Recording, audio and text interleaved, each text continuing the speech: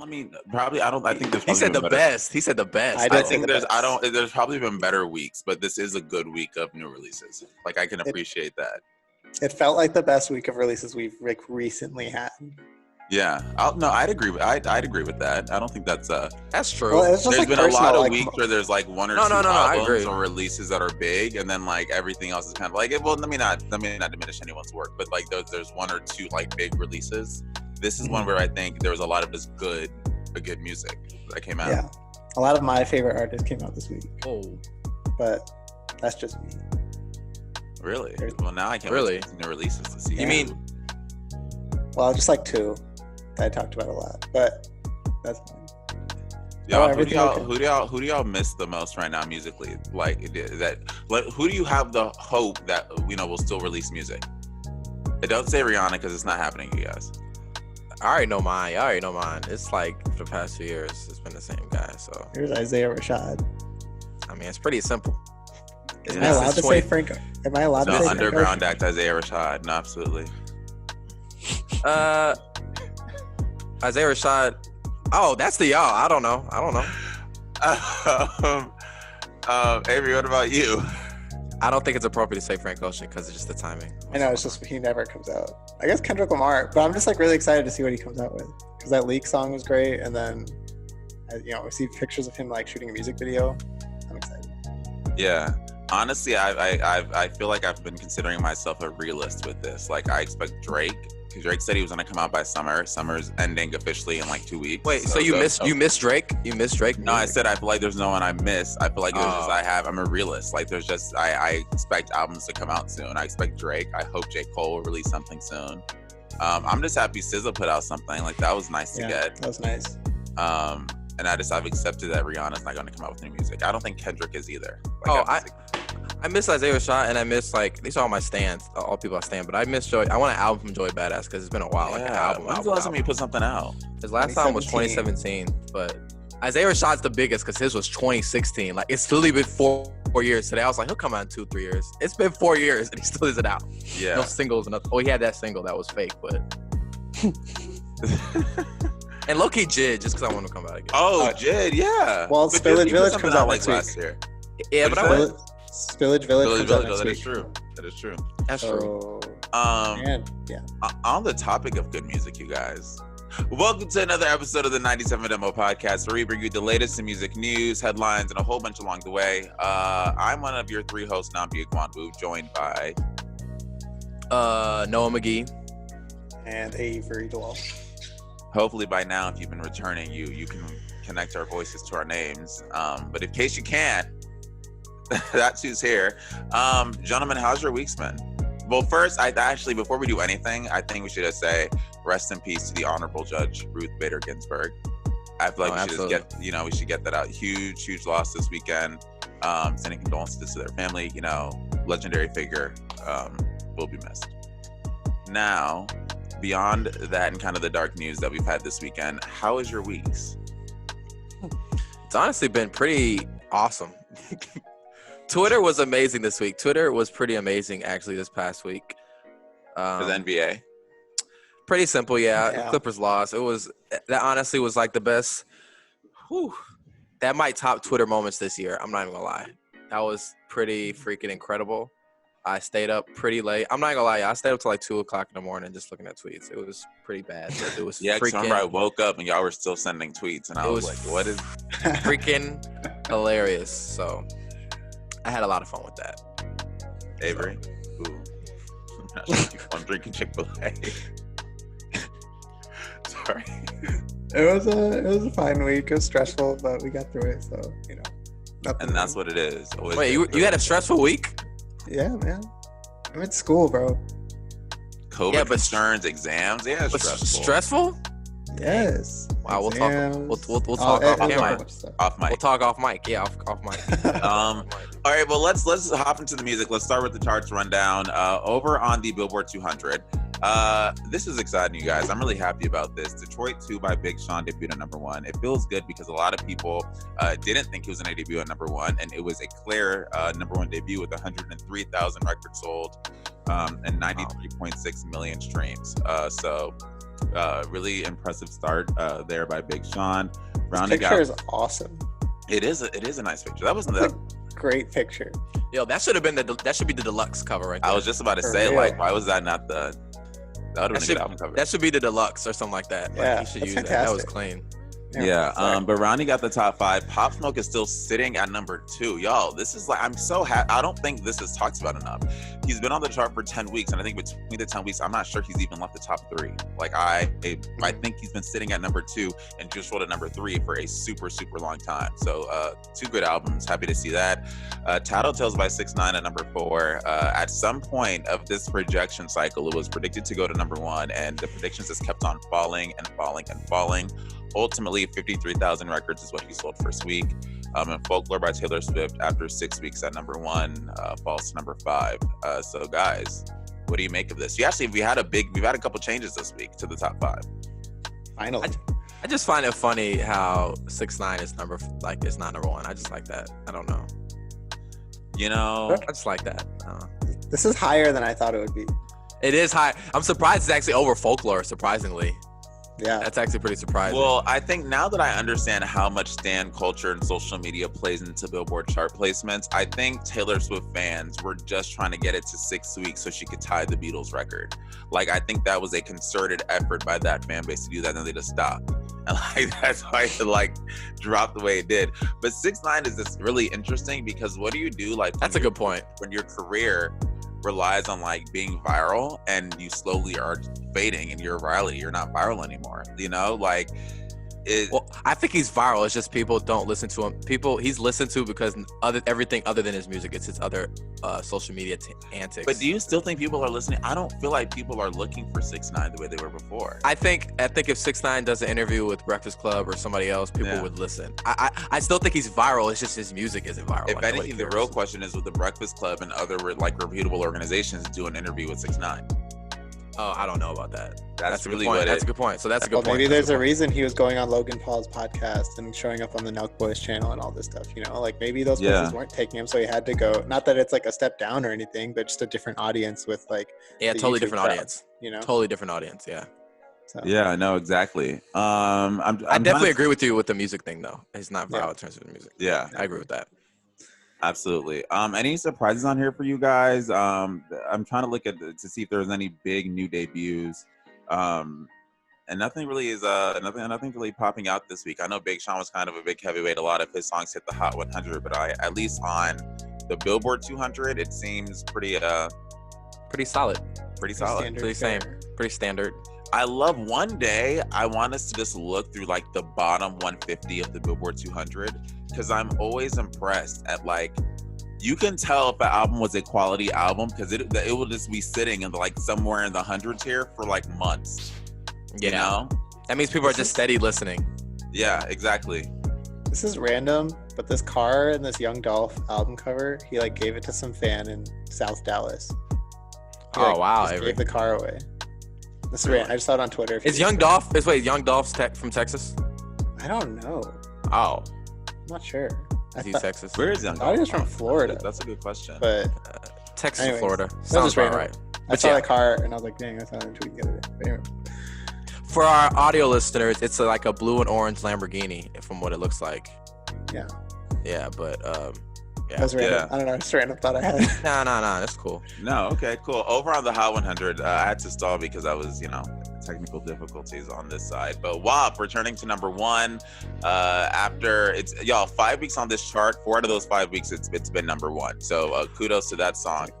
I'm more interested in how 24K Golden from the XXL freshman shot that song has been steady rising and it's almost in the top 5. Yeah, it's coming in at number 6. The top 5 itself is songs that have all been within the top 5. Dynamite by BTS is still number 2. Laugh Not Cry Later, Rockstar, Blinding Lights. And then, Mood has been rising pretty steadily. Mm-hmm. Do you think it's going to break into the top 5 next week? It's tough because those artists, it's right behind Weeknd, DaBaby, and Drake. Those are heavyweights that's hard to break into. I don't know. I'm interested. I don't know. Maybe I'm assuming it's a TikTok thing, but yeah, so we'll see. Probably. Yeah. And honestly, considering all the big songs that are probably going to debut within the next 1 and 2 weeks, like, I don't know. I don't think this top 10 is going to look like this that much longer, which, you know, nice to see America, you know, start to engage and listen to newer songs, because Blinding Lights has been on for 40 weeks. So great song, but maybe time to shake something up. Big Sean really landed heavily on here. What was the number one song? What was his top song? So he has a couple songs on here. The ones that I saw, Wolves by Big featuring Post Malone, number 65, Lithuania 69, and Deep Reverence 82. There may be more on here. Those are just the ones I saw when looking. 65 for me was definitely that song that was like, oh, that can be a hit for sure. Especially with the appeal that Post Malone has had over the past year. Yeah, for sure. And that's the thing. See, this is the thing, and I don't know how you guys feel about this. Other than Deep Reference, like the songs that are the top ones, Wolves and Lithuania, although they're cool songs, like for the album, the better songs for me. I know we've been talking about this Big Sean a lot, but like for the best songs were the songs that weren't the hits, in my opinion. Yeah, it's weird. No, that's fair. What were the hits? Well, I'm saying they wasn't really a hit. I'm saying the ones that are charted, but Deep Reference is like one of the best ones, but. I'm not saying these are bad either. I don't know. It's just a weird thing. Guard Your Heart? A Guard Your Heart is not charted. Should be. Yeah. Anyways, Body Language is a great song. I love that song. Yeah. Body Language. Yeah, Wolves to me is the best. Oh, I mean, why would I stop? I actually like to. And Deep Reverence, but I like Wolves a lot. I actually really, really enjoy that. So. Yeah. Also, we talked about the Do It remix. Do It re-entered the chart at number 63, but it's not the remix version. So that means the original is still getting more play than the remix. Yeah, and hit different just as new. Yeah, hit different. Oh, 29, I think. I think it's at number 29 this week, which is good. I think that's where I would assume that would debut. I agree, because even though people love that SZA album was more of a slow burn in terms of like the charts. Like it wasn't like it banging came in number one album, every song's popping. It was like, oh, after a couple, it was like, yeah, Weekend is gonna eventually get to. I don't remember how high it charted, but it was kind of a slower burn, and I feel like that's gonna be the thing with SZA when she released her album. But SZA's like a big pop star now, so she might. Did y'all see the interview between her and Issa Rae? That was great. I did. That was great. I just saw a couple clips. I saw the one clip where they were talking about cheating. She was like, well, no, I mean the one where she was like, you don't go outside when Twitter is dragging you and think people know. Like, like that was funny. Yeah, that was a good interview. That was good. But lessons from Issa Rae from that, she was like, if you can log off and end the conflict there, then it's really not a problem. And I thought that was like so. SZA needs a little mini role in Insecure, like how Amine was on there. She did have one. She was Latoya. SZA? She was Latoya, and looking for Latoya, she was Latoya. Oh, that's right. Oh, dang, I'm stupid. You're right. They should bring her back to like have actually act. Yeah, but she wasn't actually acting. It was just pictures though. Well, yeah, and then they did that. Then they did that little thing where it's like they found her, but she was just like off somewhere. No, it was just I want her like an actual role though. Like she really, y'all, if that went like right over my head. She was Latoya, and then Ray J was the boyfriend. That boyfriend did it. Yeah, did whatever. No, I just wanted her to date somebody like I don't know. She'll date Lawrence or Daniel. Daniel comes back dating SZA or something like that. Yeah, we want Daniel. Funny though, bro. We want Daniel back. We are Team Daniel. No, I am Team Daniel. I want Daniel back. But, okay, you better let me know. You guys, as far as what next week chart could look like, we have upcoming debuts. NBA YoungBoy's top, Flaming Lips' new album American Head, Conway the Machine. I don't know if that's going to debut though. Anything you guys are expecting to land here, or make big impact? I'm really interested how this Usher Bad Habits is gonna do. I don't know how good it's gonna be. I like that song so much. Does Usher have that kind of pull still? I don't know. Remember when Usher was the guy that brought Justin Bieber in? He was like Justin Bieber's mentor, and I was like, I remember that. It's crazy. I don't know. I'm interested. Like, will it chart? Will it like how well? I mean, it's probably gonna chart, but how well will it chart? I'm really interested. I hope that at least gets the top 40 because I really do like the song. And I think as far as R&B releases from just guys in general go this year, it's probably like Usher still Usher. Yeah. Yeah, Usher's still Usher, but do people still like he's kind of like in that Nelly realm. It's like if Nelly releases something, is it gonna be popping? I don't know. Maybe not. I don't know if any of these releases are gonna make like big weight. I mean, they're like solid releases. I don't know. Maybe NBA YoungBoy. Remember we did our mid-year thing? NBA YoungBoy has a huge following. Huge that may come in at like top 3. Seriously, you never know. I don't know. For us, it don't like for our crowd, it might not, but like these kids, a lot of them would come in. So. I think you're right. I think the only thing that I see really shaking up the top 5, at least for the upcoming debut, so Tuesday, is probably the NBA YoungBoy album. Yeah. But as far as when we have the next chart cycle, this new release Friday was insane. And I just was a big fan. You had Alicia Keys' album, which I thought was really good. She had a song on there that I listened to, Me, I think it's like Me Times 7, and it features a Tierra Whack, and that I thought that was such a you listened to the Alicia album? Yeah, I'm talking about, she had one song, it was called Me Times 7, Tierra Whack. Yeah. And I'm a big Tierra Whack guy, so I'm a fan. Justin Bieber had his record of Chance the Rapper, that's probably gonna land. I know we had thoughts about that. Do we want to pause there? Because we were talking off mics and then bold enough to bring it onto the pod. Well, Avery got a lot of thoughts because Avery. I don't know why. For some reason, that song really just rubs me the wrong way. I do not like it. And I know I'm not the intended target audience of the song, but man, I really did not like that song. Honestly, the song isn't as bad as I thought. Because when Avery listened to it first, he's like, bro, I do not like this song. I was like, it's not that bad. But I get it though. Well, okay, y'all, let me tell you what it is. Let me tell you the exact process I went through listening to this song. I listened to it the first time and I was like, okay, this is a good song. I like this from Justin. He's definitely going for the gospel sound. But I like it way more than Yummy. So I'm like, okay, this is a step up already. So we're good. And then I listened to it more when I get to Chance part, and I'm like, this feels so familiar. I feel like I've heard this before. And that's when I realized, like, I kind of feel like it is giving me a little bit of Good as Hell, Lizzo, a little bit, Chance's old, like Sunday Candy, like that sort of thing. Like, I've realized there's a reason they recruited Chance for this song, because it kind of sounds like a Chance song. It sounds like a Lizzo song. And so it again kind of felt like a little, I'm chasing a trend. But I mean, he did it well. I think the song's gonna do really well. And again, I like it better than Yummy, but it does feel like, okay, I've heard this before. Yeah, I don't know. Avery really hates this. To it. I listen to it. I listen to it. No, I listen, and the music video. I have other thoughts on the music video. We don't have to talk about it. We all have thoughts on the music video. Hey, we're a music pod. No, I don't want to get into those kind of issues. I don't think that has much to do with the music. That's off mic. Yeah. That's more about the music. But I mean, he's definitely going for the gospel sound, but he wasn't even talking like the only thing he said about God was on God. Like, that's it. I thought he was gonna be like. I'm praying. It's very like, Kanye West religious. Kanye West. Yeah. It's gospel. Really.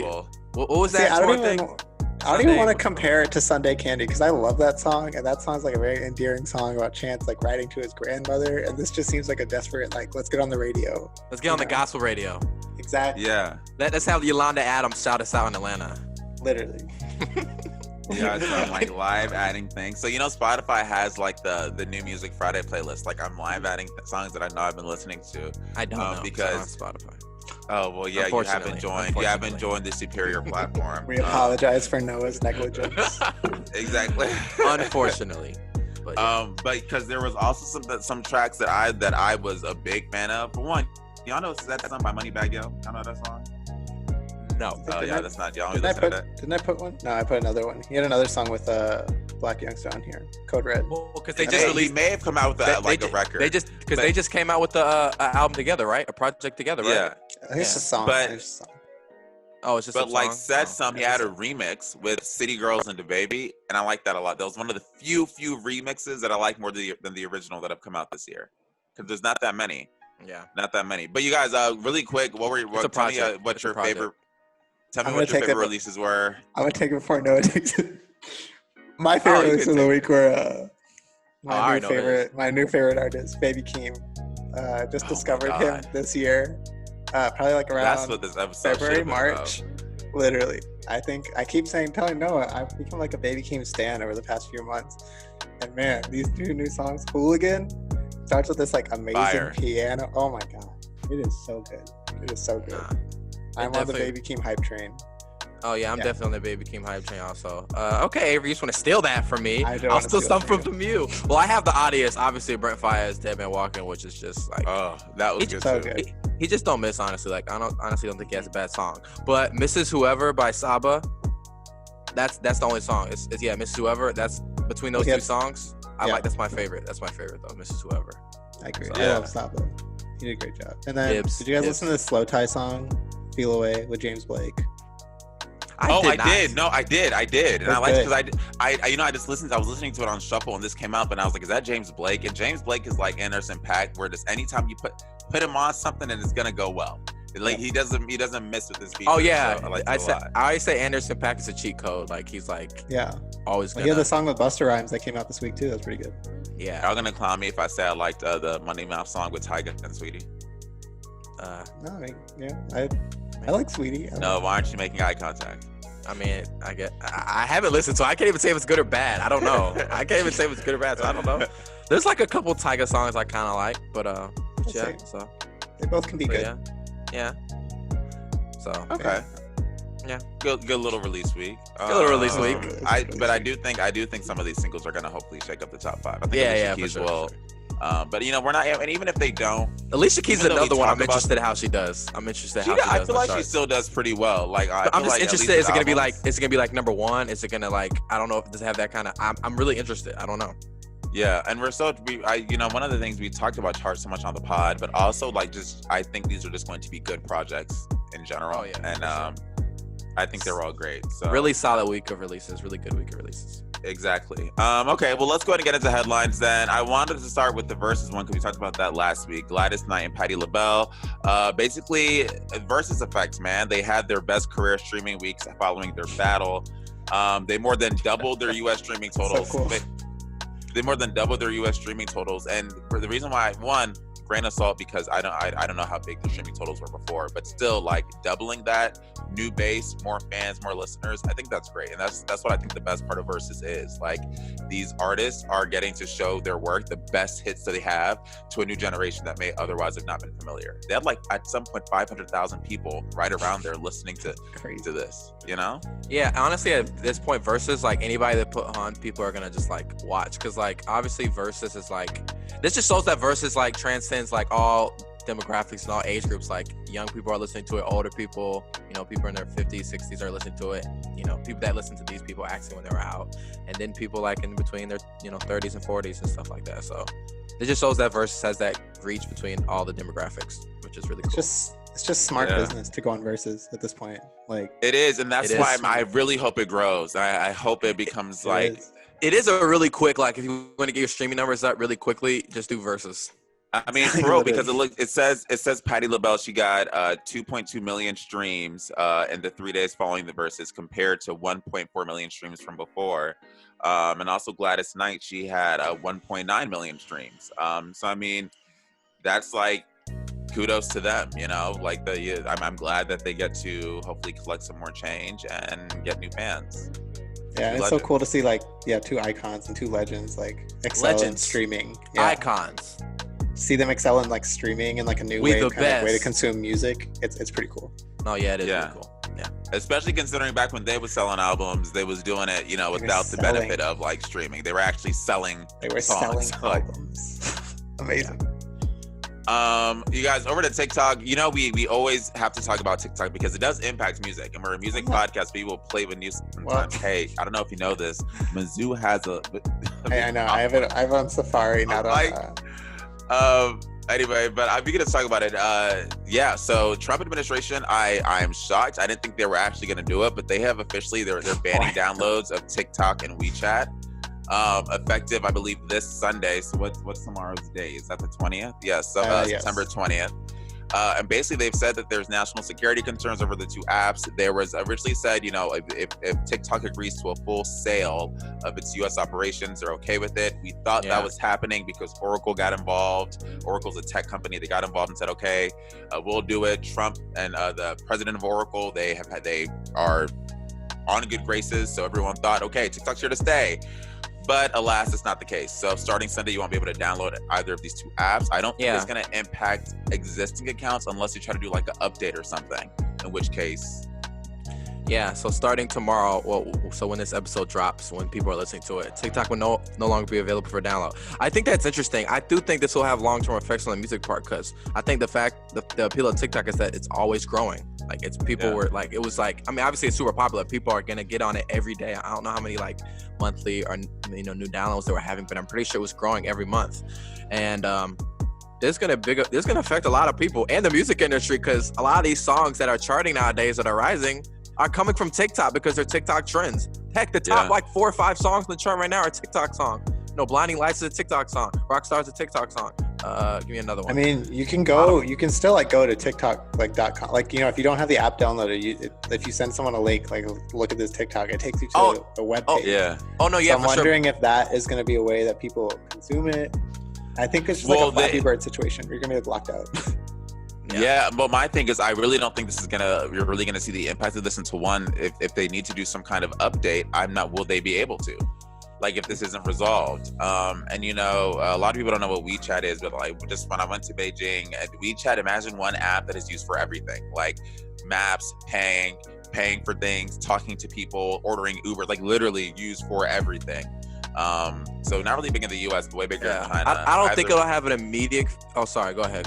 No, you're fine. Go ahead. I was just gonna say, I don't think it'll have an immediate effect on like the music industry, but like, I think the fact that they're getting new downloads helps. So even if like Avery sends a link to TikTok, which he already has the app, and I don't have it, I can just look at it. I think the appeal is like, you want the app, you want the convenience of having it on your phone, just going to the app and having it again. So I don't think it'll have an immediate effect, like maybe in this year, but maybe in the next like 6 months or year, they'll be like, wow, TikTok could take a hit.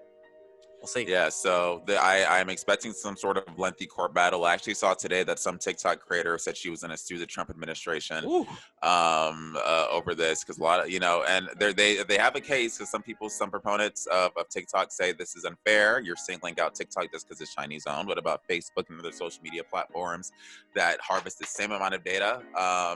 You're not giving TikTok due process. So there's a case there. So I guess we'll just see what happens, right? Yeah, Instagram's facing like claims of the Facebook's like spying on them through their cameras, and like it's like, if that's happening, is TikTok really is really where priorities lie? And Facebook said it was a glitch, right? But I mean, how was it a widespread glitch? Like, glitch. They also have Alexas in people's homes. It's yeah. Anyways. Yeah. Moving over to this, so Nicki Minaj basically won the first round of her legal battle with Tracy Chapman. Tracy Chapman was a very big artist. I want to say late 80s-ish era artist. 80s, 90s. Who basically, in short, when Nicki Minaj was releasing her last album, which the title for some reason is slipping my I can't remember. brain. You mean the last album she released? Yeah. Oh, crap. Crap. Queen. When she was releasing there you go. Queen, there was a song she had with Nas called Sorry, which sampled a song from Tracy Chapman called Baby Can I Hold You. Nicki Minaj apparently reached out in the weeks leading up to the album to get sample clearance. Tracy Chapman said absolutely not. Nicki Minaj dropped the song from her album. Funk Master Flex somehow got a copy of the song. He played it on his radio station, and boom, that lawsuit came quick. Tracy Chapman basically saying that she didn't give her permission, but Nicki Minaj still took the song, gave it to Funk Master Flex, and had it play. And she was suing for copyright infringement. So in the first round of this court case, a judge basically sided with Nicki Minaj and said, hey, artists are allowed to use your existing work to make new material and then ask you for permission after the fact, okay? That's not copyright infringement. And basically, if we say Tracy Chapman is right, that will definitely hamper creativity and music creation.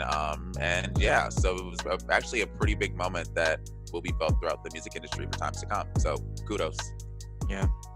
It is a big deal, especially in hip hop, because hip hop is so big on like taking music from other genres, exactly, in samples, and making it their own. So.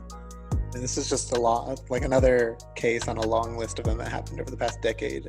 Exactly. Involving samples. This happens way off. Yeah, this happens way more often than we like to think, but we only hear from like the big pop acts that really haven't. Yeah. I feel like this happens way more often than we like to think. So.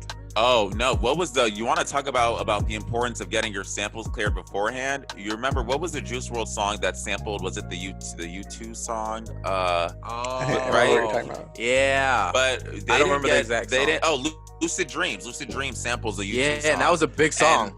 And it was huge, right? That song was of course, everyone would assume Juice WRLD makes a hella money from it. No, because they came back, U2, and said y'all didn't ask for permission, and I think Bono demanded a fat cut. Like whether it was like this, a majority of the profit, it was like disgusting. It was. I want to say maybe like 80%. Like it was a huge chunk of the overall profit. So getting samples cleared is huge, and I mean this is big. Nicki Minaj is still. This court case isn't over.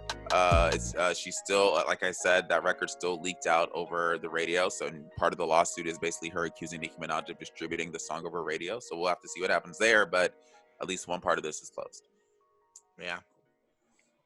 Now to the big news, the big guy, the big gun. Our number one seller, Kanye, our number one topic. No, I think we should share that. So you guys, we have Kanye fatigue on this podcast. We've talked about him a lot. Part of it is our own doing. Part of it is our own doing.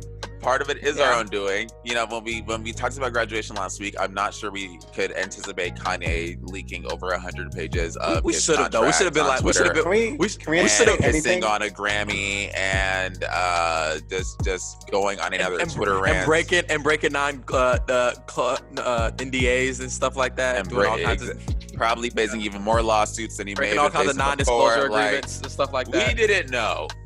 And now we're in a situation where we're going to be talking about Kanye again. And you guys, we're tired, but we got to talk about this. Kanye leaks. So what day was that? Ahead. Was that Thursday? Was that Thursday? I don't remember the exact day. On Wednesday. I think it was Wednesday. I don't remember the exact. Yeah, Wednesday.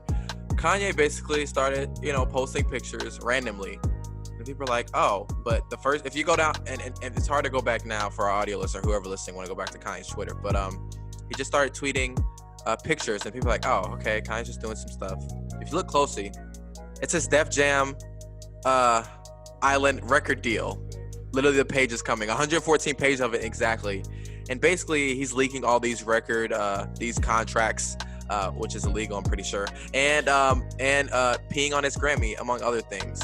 So this brought up a big conversation just in music, especially hip hop, especially with Hit Boy coming out saying, I don't know if we have that up, but basically posting on his Instagram saying, I never really had a good relationship with Kanye, but I agree with him with this, basically about his record deal and how he's neck deep in contracts. He's still in contracts from when he was like 18 or something like that. A lot of stories came out from that. So yeah, Kanye kind of started a thing with artists. So how do you guys feel about what Kanye did? And then did this open a conversation?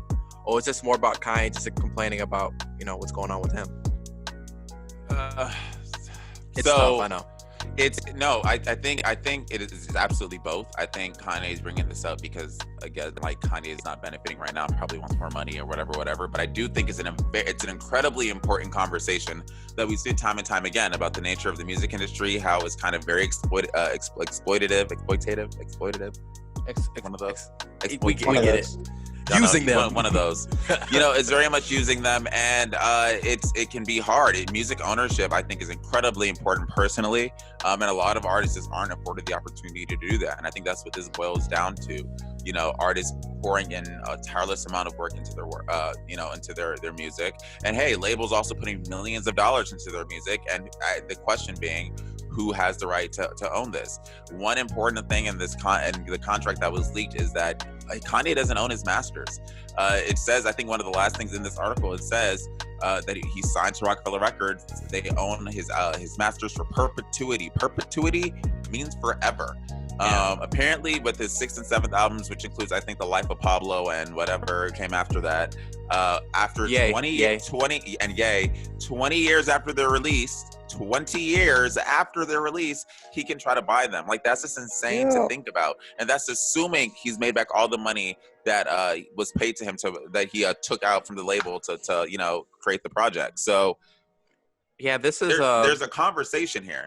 Yeah, it definitely is a conversation. It's definitely kind of the classic example. Like, this is the thing, because on that Hit Boy thing, he said they're slaves, which I can never. And he said NBA players are slaves. Oh, the Kanye. He posted a picture of the Kanye. So he said, you know, artists and NBA players are slaves. Yeah, exactly.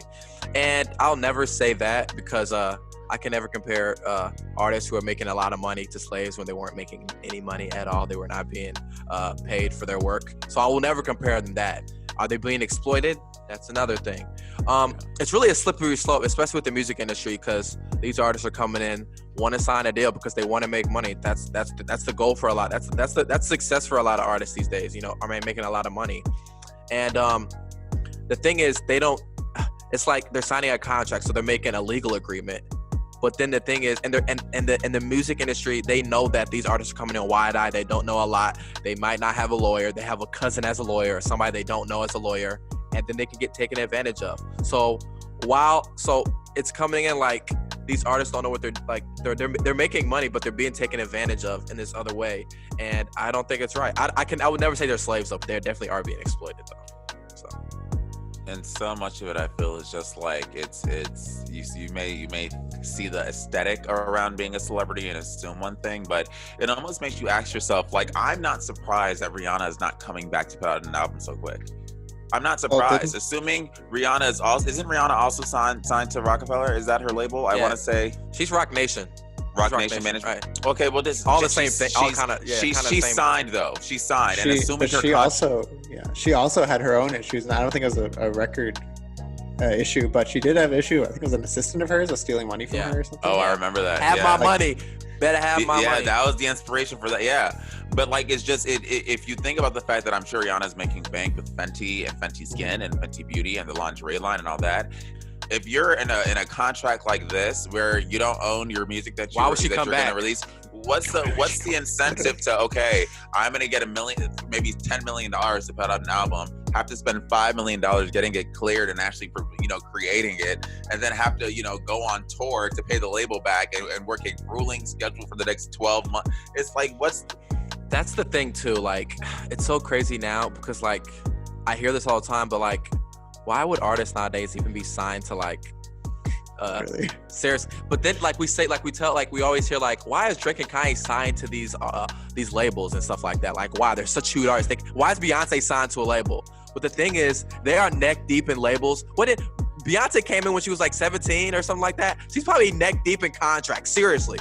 I think Beyonce is one of the few artists that had a dad that was really on that, you know, that probably helped. Exactly. On it. But a lot of people didn't. And like these artists like Drake who came in when they were younger and stuff like that, he's probably neck deep in, I mean, obviously he's making a lot of money. He's still popular. There's probably a lot of money he has left on the table. Heck, Lil Wayne. Remember Lil Wayne? He came in when he was 15 and he literally had label issues up to like 2 years ago, and he's still dealing with stuff. Like, it just goes to show absolutely what's going on with the music industry and how they're taking advantage of. So. Yeah, I mean, this is what Chance the Rapper was telling us 4 years ago before we stopped listening to him like 2 years ago, right? Like, he was all about the independent wave, and I know Spotify kind of ruined his too. Even Macklemore, who we all crap on for the Grammys, like he was on this. Yeah, Spotify kind of ruined Chance's SoundCloud revolution, but like. This is what Chance was talking about, and I think we all stopped listening because he kind of got annoying. But you know, it's this. We've been warned, I guess. I am interested in what Chance is like. What is his deal? Like, who is he? He's probably like, I told y'all. I told you. But what is he? Is he independent or not? Like, well, no, because y'all, he had something with Apple where it's like. It was like, okay, you're still independent, but you're like. This is the thing, but independent. Yeah, I'm not gonna say he's independent because he's not. Because I think it was like, okay, you have no label. You're basically, it's just you and your team doing it all by yourself. When I think he's not signed to a label, but he has a deal with Apple where they help him out a lot. You know what I'm saying? Like, so it's kind of a weird thing. So.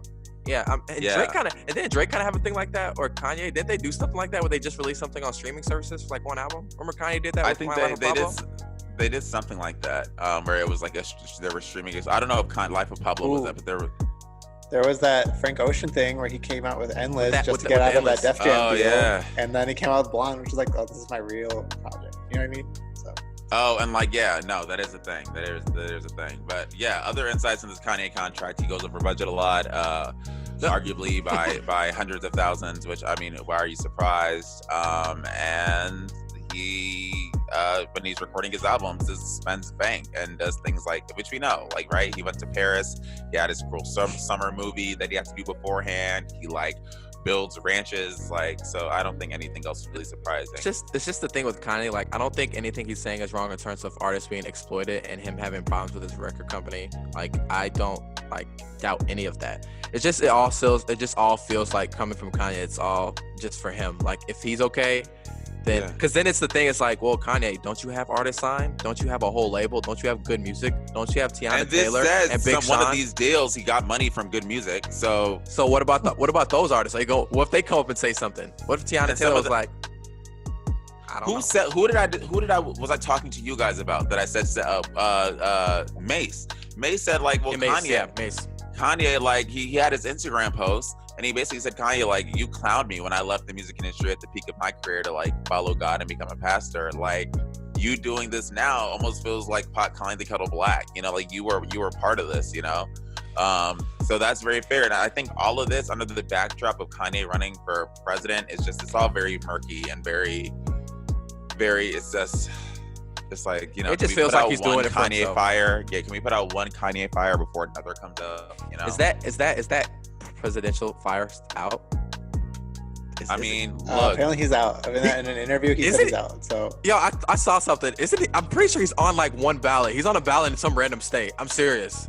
Like Minnesota. It was like South Carolina. South Carolina, Minnesota. Like, what if like Kanye got on the Florida ballot and like won and like was there? Stop that. Was there reason for like the election? If any state, you know, so crazy. If that would happen to any state, it would be Florida. It would be Florida. Oh my gosh. Okay, for the sake of time, let's move on to our actual real topic this week, which is a fun one. I think this often comes up, especially when we talk to some of our younger siblings, at least for, you know, I think all of us. What constitutes a good classic album? This conversation came up with us because Noah, you know, was having a little convo with the guys. Noah, do you want to tell us the story? Your little, you know, the album that triggered this topic, or you want me to keep on going? What do you think? Oh, I could say it. It's fine. Go ahead. Basically, I gotta. Oh my gosh, the fact that we're even addressing this is like, oh my gosh.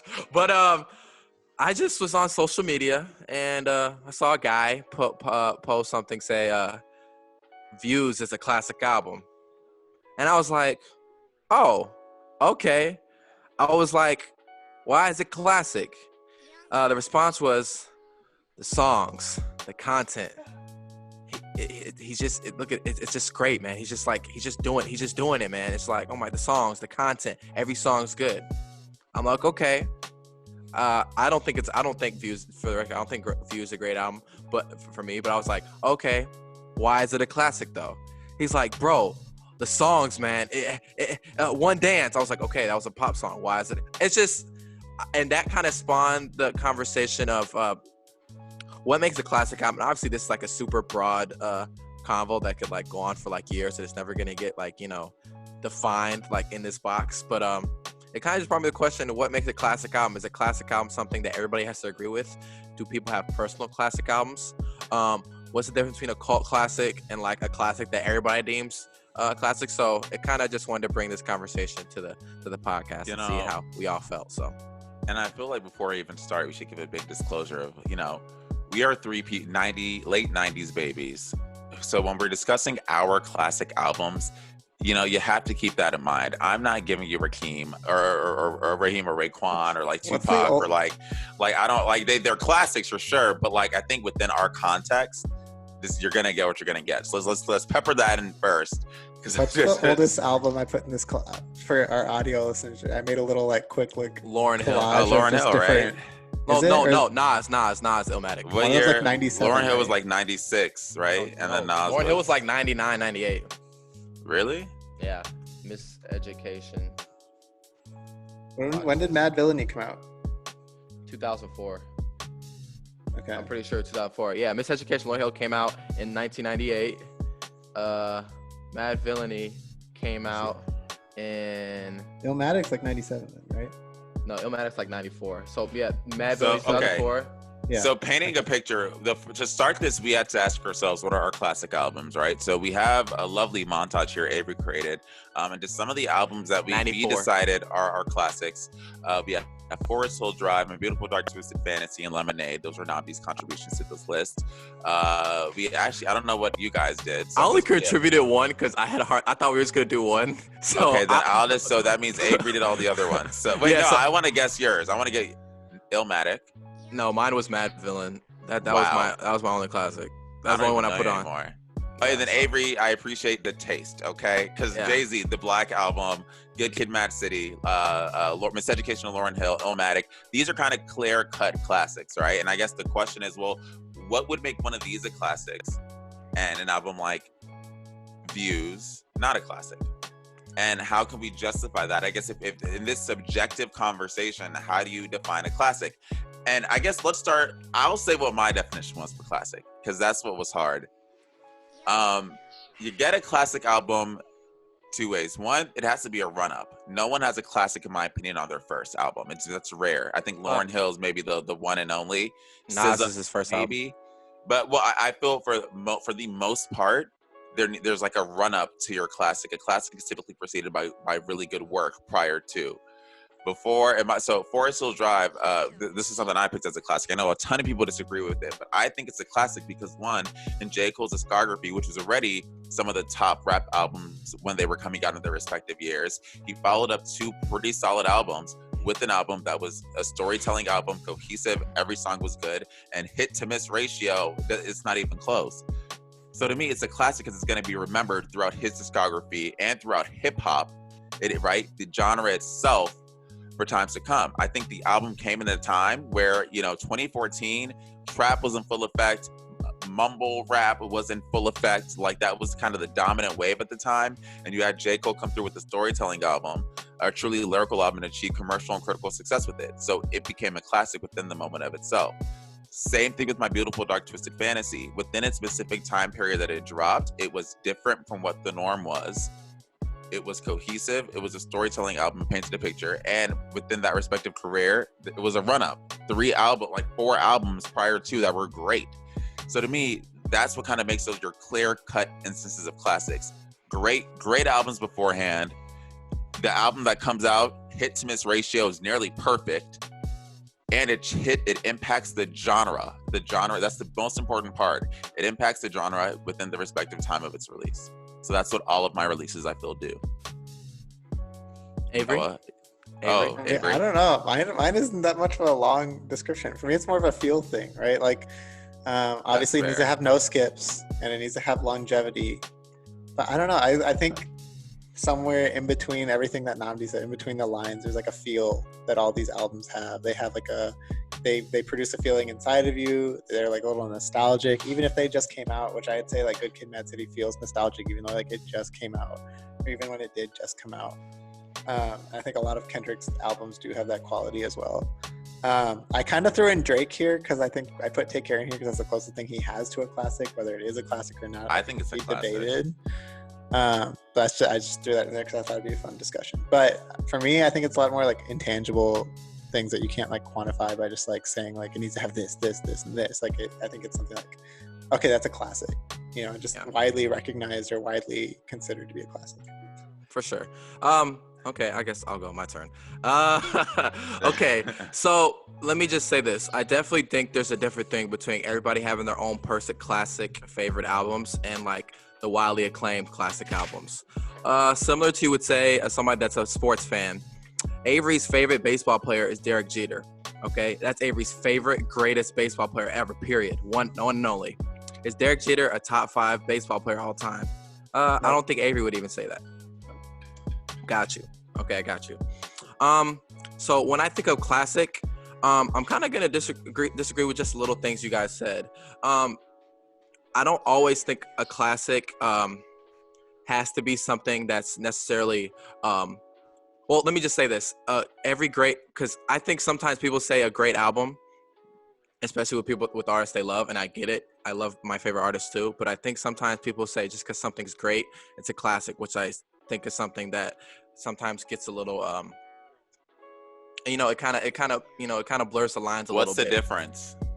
So for example, oh wow, that's really tough. For example, something like we'll go Kendrick, since everybody thinks Kendrick, every album is classic. Everybody says Kendrick is classic. And honestly, I love Kendrick a lot, but something like Untitled, I think it's a great, amazing piece of work. I do not think it's a classic project. And one of the things I think makes a classic album is that I think it really has to make an impact, and not only impact, it has to do something different. Not always musically. It doesn't always have to do something musically different, but do something different and change the landscape of hip hop, or not hip hop. I say hip hop or music in a way. So, for example, something like "Take Care."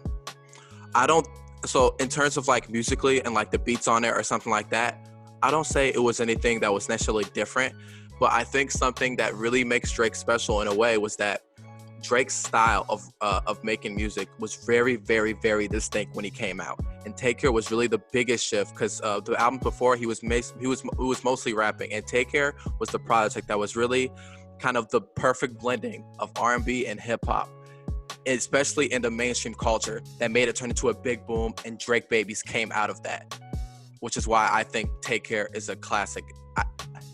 And no matter what you say, I think Take Care is a classic. And I'll give another example. I'm not the biggest Jay-Z fan. But I will never say Blueprint is not a classic, even if Jay-Z isn't or Blueprint isn't among my favorite artists. Or what's his first album? I totally forgot his first album. Reasonable Doubt. Reasonable Doubt is his first classic. And I also don't think, and this is another point, I don't always classic. Huh? I wouldn't say Reasonable Doubt's a classic. It's just, I think it's a really damn good album. It's just when I see it, well, I would say a lot of people's favorite Jay-Z album is Blueprint or something like that. Right. That's a lot of people's Blueprint. Yeah. But like, I think for a lot of people, and also another thing I have to kind of disagree with is people like first album being a classic, because I can think of a lot of people's first album was classic. Nas Illmatic was his first album. Lauryn Hill was first classic. Notorious, Ready to Die, that was his first album, classic. Wu-Tang album, Enter the Wu-Tang, classic. Dr. Dre, The Chronic, classic. Snoop Dogg, Doggy Style, classic. And modern releases, can you think of any modern releases that on the first album are classic? It's just modern releases, how far going. I think that's the problem also. We have to give these albums the time to breathe. I think that's what you're saying. I think to that point specifically, we were saying, I can think of a ton of first albums. Every single album you said was from artists who were 90s era artists who I think, when you were in a time where things are a little bit more controlled by the music labels, you don't have that many as much volume of music coming as you do now. Mm-hmm. I think maybe that's a little bit easier, but versus now, I can't think of a single artist in like post 2002 maybe that like on their first album. 50 Cent's first album, classic. Eminem's first album, classic. Those are late 2000s. Those are late 90s, early 2000s classic. I'm just saying. I don't think it's impossible. So, those are my personal thoughts. I do think it has to have an influence on the music industry as a whole, in a way. And I just think people think even if an album's great, it's classic. I feel like you still haven't told me the difference between a great album and a classic album. Okay, I guess we're gonna take it there. 2014 Forest Hills Drive. Take it where? 2014 Forest Hills Drive is a great album. I really, really love that album. Great album. It's pretty great all the way through. Really, really great album. I do not think 2014 Forest Hills Drive is a classic album. Now, I get Nnamdi saying it because that's his guy. He stands J. Cole. I get it. But I do not think, and I love J. Cole too. I love J. Cole. I love every one of his projects. I think every one of J. Cole's project is really, really good. It's good, great even. But I do not think of every one of J. Cole's. I do not think 2014 Forest Hills Drive is a classic. So album. You don't think J. Cole has a classic album? No, that's fine. That's fine. Okay. I think people say if artists don't have a classic, that means they have bad albums, which I don't think is true. Not at all. I just think there's no way you can look at the people who are consistently called the best top 3 rappers in modern day and current rap, right? Let me stop saying modern day, current rap, and say one doesn't have a classic. Forest Hills Drive is what put J. Cole within that top 3, unquestionably. I think it's absolutely a classic. I've stopped arguing. Look, 2015, 2013, 2014 on Twitter, I made a decision. I'm never arguing about J. Cole again. Like, that is just, that's for what? I think that album, without a doubt, elevated J. Cole into that status of top 3 regardless. I think it's even more impressive because he didn't have any like big, huge, commercially successful #1s like Drake did. It was kind of this album that kind of pushed him into the complete forefront for so many people, and I do think had an impact on the direction the actual the direction rap was going at the time. So get what you're saying. To follow with what you're saying, I absolutely think that albums can be great, but not be classics. And I do think a lot of great albums are called classics immediately. And I think to my first album point, that's really what that points to. A lot of debut albums, like I've heard people say Scissors Control is a classic. I think it's too soon because I don't think first albums typically are known as classics until a long, long time after. I think people said Invasion of Privacy by Cardi B was a classic, which I've never agreed with, but I've heard people say that quite often. I just don't think debut albums, I think albums have to have enough time to breathe before one can call it a classic. And I think it's hard to do that with someone's debut album. So that was what my point was there. But I think so the biggest... Does that eliminate... Now, go on. Does that eliminate the idea of the instant classic? Like, is that not possible? No, because I think it's rare. I think an instant classic is truly rare. Yeah, I don't think... I don't think... Well, no, because an instant classic doesn't imply that it's a debut album. No, I'm saying classic just. No, I'm agreeing with you. I don't know if you could say instant classic the week or day it came out, or like, oh my gosh, after a month this album is instantly classic, because I feel like classic is over a period of time. The last album, no, I agree with you. I feel like the only album I can think of right now that I would say is an instant classic is Lemonade. And I say that because when that album dropped, because of where the country was in the climate, it felt so momentous at the time. It felt like it was released, the visuals released, and it feels like it was about Beyonce's marriage, but it also felt like it was so much more of a broader statement about the shape of our country in 2016. You know, when Formation came out, when Kaepernick was in full effect, when she had Freedom with Kendrick Lamar. I just think of like that timing, and I think everybody knew, okay, this is a classic. And I think people said that, and I think one of the biggest tragedies is it not getting Album of the Year at that Grammys. That's the only record I can think of that's an instant classic. I think there are albums that I listen to that I think, okay, in 10 years this will be a classic, that I think, oh, this is an instant classic and that people will catch on soon. Do y'all think Damn by Kendrick Lamar will be considered a classic? No, I don't think so. I don't think so. The Pulitzer Prize winning album? Only rap album to get such an honor? Yeah, I still don't think so though. I think just because the album is popular, like Lemonade, I definitely agree. And I think even though Lemonade is an incredible album, I think the thing that really elevated to classic status is everything that, especially everything Nnamdi said, like the visual aspect of it. Like, I feel like if Beyonce, you know, like the fact, like another one I think is actually a classic for Beyonce was the one where she just dropped it and she had a music video for every song. Oh yeah, that's a classic. It's not. Yeah, exactly. The self-titled album. If Beyonce just released that, like, you know, she had a regular, you know, like a promo thing, and then she released it, and there wasn't really music videos, it was like a regular thing. Even though the music's great, I don't know if that exactly would be a classic. I think it would be a classic because, wow, this is like the first time, and she really started that trend of artists, not trend, kind of this thing that people just do now, of the biggest artists dropping something, and she had a music video for every single song too. I don't remember that ever happening, especially with these biggest artists in the freaking world. It's Beyonce.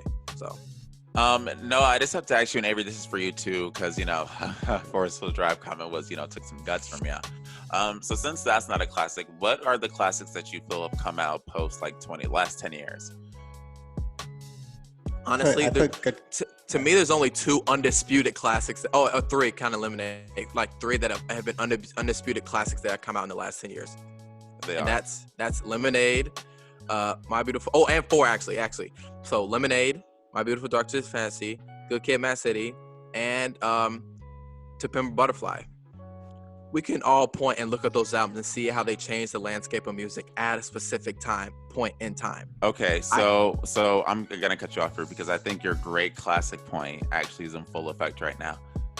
To Pimp a Butterfly was a great album. All Right is an anthem for Black, like an absolutely amazing project. That is not a classic. It's not a classic, and in my opinion, let me tell you why it's not a classic. It's not a classic because, in my opinion, To Pimp a Butterfly has skippable tracks. To Pimp a Butterfly doesn't have the best replay value. To Pimp a Butterfly, it does it. When's the last time you listened to that album full and through? And don't laugh at the pod. Well, I've listened to it within the last 2-3 months. I've listened to the album all the way through. 2-3 months. So that's recent. That's someone who's relatively saying that it's 2-3 months the last time you listened to it. So like my point is like there's a lot of music out. I don't think. But my point I can say the last time I listened to my classics. But my point is that album is great. I think it has classic songs. I think there's classic records on that album. I don't think that album's a classic. And I think of Kendrick's catalog, the classic is Good Kid, Mad City, not To Pimp a Butterfly, purely for replay value. Okay, let's say this. Guess you're not the only villain this episode. Oh, you're right. Now, you could say it's not Think, but nobody can say Pimp a Butterfly did not change the landscape of music. What did it change in music, though? I want you to explain that. Nnamdi, give me a rap artist who was sounding like that when Pimp a Butterfly came out. Who was sounding like that? What's the sound that you're referencing is what I think I'm lost on. Oh my gosh, you obviously haven't listened to music. Who in mainstream in the rap level was using those funk 70s samples on those albums? Sorry, I just wanna. So on our music podcast, I'm obviously not listening to music. Point me to a cause and effect. Since we're doing that, give me this was To Pimp a Butterfly. These are albums and artists that came out and emulated the exact sounds on To Pimp a Butterfly. Show me that. Who? Nnamdi. Who? That's the point. Nobody sounded like that. That's the point. No. You said it has impacted the music genre. Impact means there is a lasting effect. So if there was an impact to the music industry, where is it?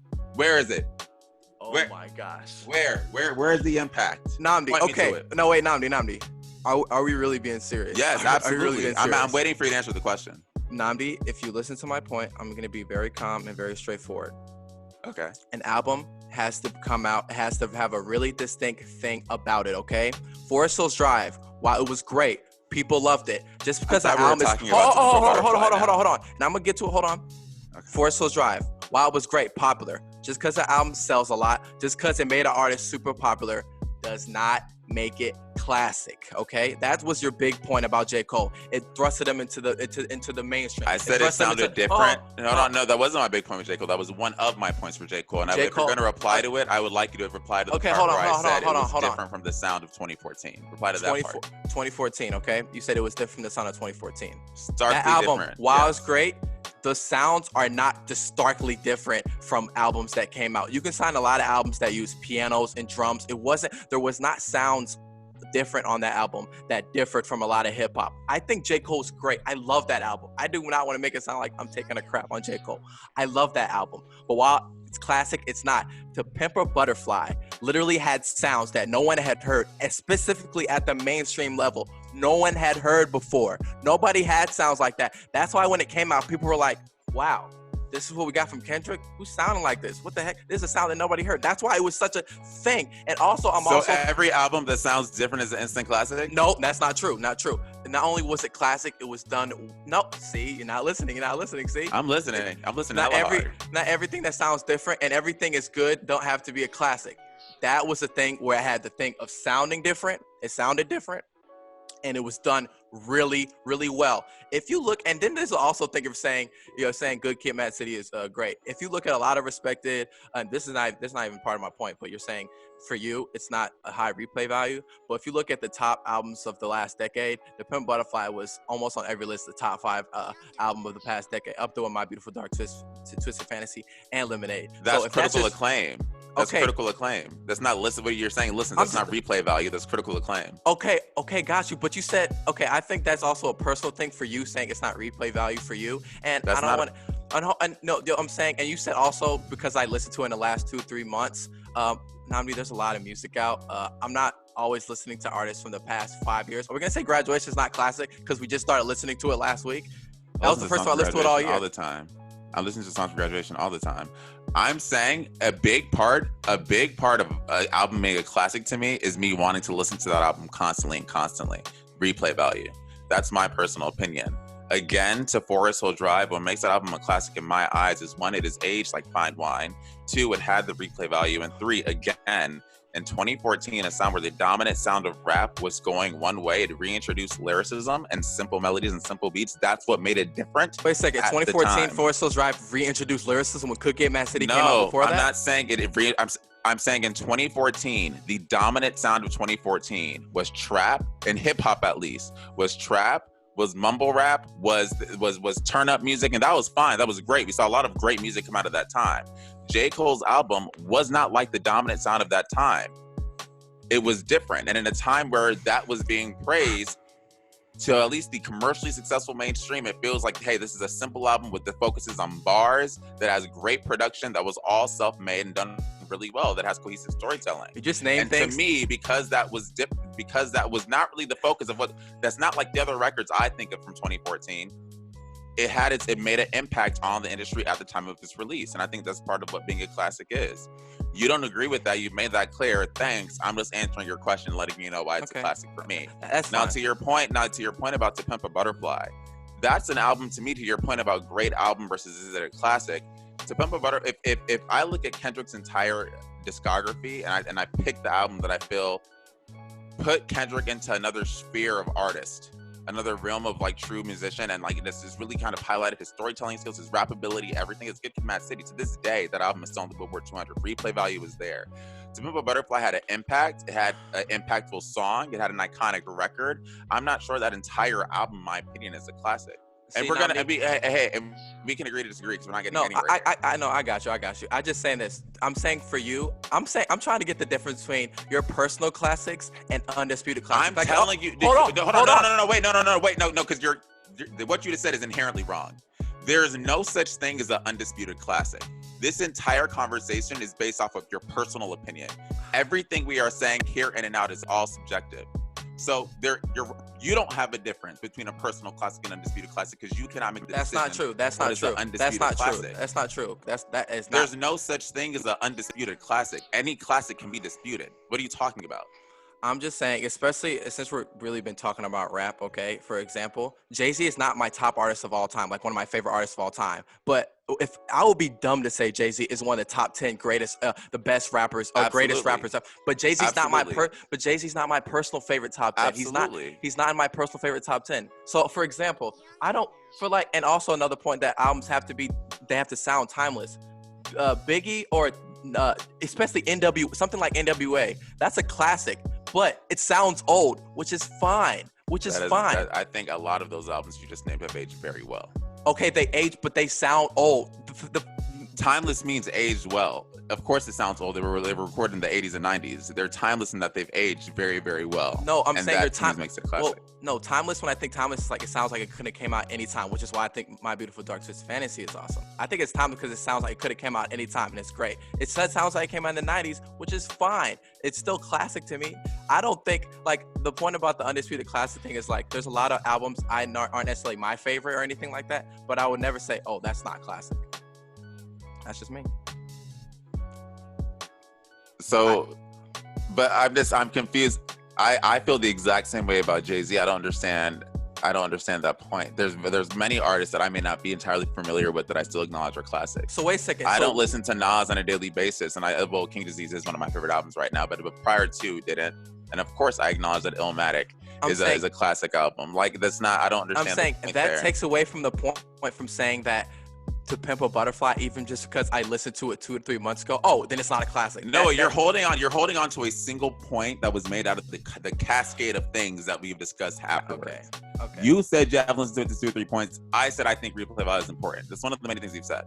Okay, so, and I'm saying all those different points. I was just taking my thing and just disputing those points. It sounded like you were talking about one, so I was waiting for the other. I disputed a lot. I said Forest Hills Drive. You said it was different from the albums that came out that year. Oh my God, I gotta look out 2014 album releases. Okay, 2014. Do you want us to wait for you, or? You can continue. Okay. Oh wow, Run the Jewels 2 came out that year. Wow, Dude, that year. Run the Jewels 2. Those 2 albums sound like Forest Hill Drive. Oh wow. Rap album releases. We need to wrap up. Okay, I think the biggest takeaways of this is that there's no such thing as a classic album because we all have our own definition of classic albums. Noah has his. Noah does not think Forest Hill Drive is a classic. I think Forest Hill Drive is a classic. Avery, what's your classic, I guess, of the big takeaway for you?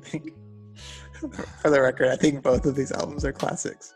I think they both are highlights in both of their discographies. I think they both were influential in their own ways. You're asking about To Pimp a Butterfly. I think that led to how popular people like Mac Miller and Anderson .Paak became in the next few years after that, kind of elaborating on that sound, especially the Divine Feminine and what Anderson .Paak continues to do now. But yeah, no, I don't think there are set in stone classics. I think like 30 years ago, you can look like Illmatic and be like, yeah, that's a classic. But in terms of now, in the last 10 years, I think it's all personal taste. Okay, alrighty. Project of the week. Let's see what we all have put down for this go around. Noah, do you want to kick it off? Xavier Omar, The Everlasting Wave. This album came out in 2016, and I don't know, I just felt like listening to it. I don't know, it was on my playlist, and I just started listening to the album. So he's an R&B artist. I'm pretty sure he might be from Chicago, but I'm not sure. But yeah, he released a project last year too.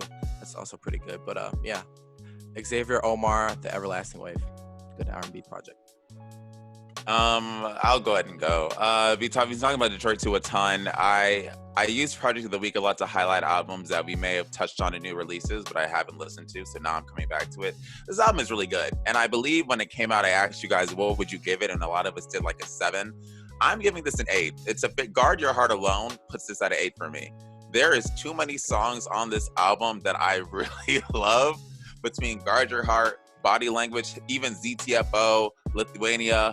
There's Deep Reverence. Like there's just too many songs that I enjoy despite it being too long for me to give this anything less. And again, I think it's Big Sean's best album. So Detroit 2, I'm looking forward to seeing what I put on on our playlist this week. There'll be some song from it.